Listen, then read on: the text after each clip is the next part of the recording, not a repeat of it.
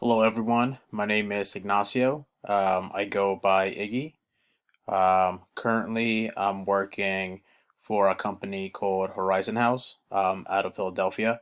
My title is Mental Health Specialist.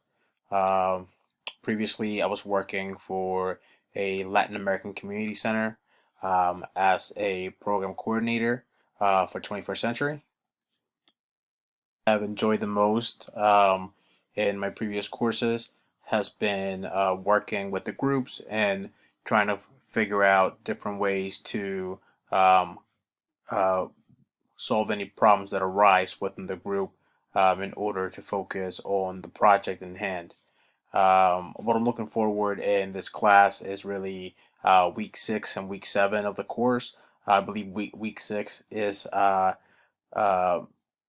social policy and analyzing social policy, and week 7 is globalization. These are two things that I've worked with in the past and my bachelor's, and these portions I really enjoyed um, working with. So, anyways, that's me. Thank you.